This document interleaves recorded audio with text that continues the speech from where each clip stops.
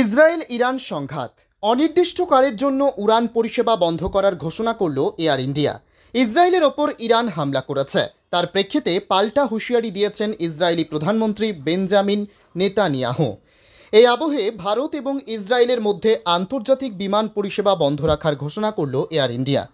রবিবার একটি বিবৃতিতে এই এয়ার ইন্ডিয়া জানিয়েছে, অনির্দিষ্ট সময়ের জন্য দিল্লি এবং তেল অভিভের মধ্যে বিমান চলাচল বাতিল করার সিদ্ধান্ত নেওয়া হয়েছে। 14 এপ্রিল রবিবার থেকে এই সিদ্ধান্ত কার্যকর হচ্ছে।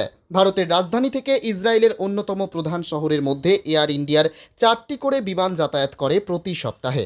টাটা গ্রুপের নিয়ন্ত্রণাধীন উড়ান সংস্থা এর আগে হামাস আক্রমণের সময় ইসরায়েলের সঙ্গে উড়ান পরিষেবা বন্ধ রেখেছিল। সেটা 2023 সালের 7 অক্টোবর।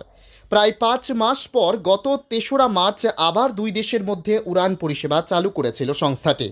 কিন্তু উদ্ভূত পরিস্থিতির দিকে নজর দিয়ে এবং যাত্রীদের সুরক্ষার স্বার্থে আবারও পরিষেবা মুলতবির সিদ্ধান্ত নেওয়া হয় বলে জানিয়েছে এয়ার ইন্ডিয়া। রবিবারই তেহরান সরাসরি ইসরায়েলের ভূখণ্ডকে লক্ষ্য করে প্রায় 200টি ড্রোন দিয়ে ক্ষেপণাস্ত্র হামলা চালিয়েছে বলে খবর। ওই আক্রমণের খবর পেয়ে ইসরায়েলের প্রধানমন্ত্রী নেতানিয়াহুকে আমেরিকার প্রেসিডেন্ট জো বাইডেন ফোন করে পরিস্থিতির খোঁজখবর নেন বলে একাধিক আন্তর্জাতিক সংবাদ মাধ্যম সূত্রে খবর।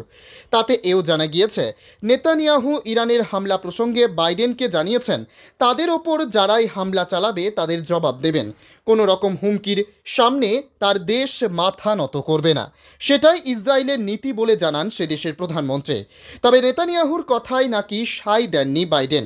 তিনি জানান, ইরানের বিরুদ্ধে কোনো আক্রমণাত্মক অভিযানে আমেরিকা মদত দেবে না। এর মধ্যে ইসরায়েলের ওপর হানার ঘটনার সমালোচনা করেন ফরাসি প্রেসিডেন্ট ইমানুয়েল মাকার। তিনি এক্স হ্যান্ডেলে লিখেছেন, আমি ইসরায়েলের ওপর ইরানের এই অভূতপূর্ব আক্রমণের তীব্র নিন্দা জানাচ্ছি। ওই হামলায় সংশ্লিষ্ট অঞ্চলের পরিস্থিতি আবার খারাপের দিকে যাওয়ার আশঙ্কা রয়েছে।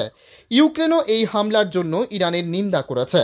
রবিবার তেহরানে ইরানে বিদেশ মন্ত্রী হোসেন আমিরাদুল্লাহিয়ান জানান, আমেরিকাকে তারা বলেছেন, ইসরায়েলের ওপর এই আক্রমণ সীমিত এবং আত্মরক্ষার স্বার্থে করা হয়েছে। অন্যদিকে বিশেষজ্ঞদের অনুমান, ইরান ইসরায়েলের মধ্যে অস্থিরতার প্রভাব ভারতের শেয়ার বাজারে পড়তে পারে।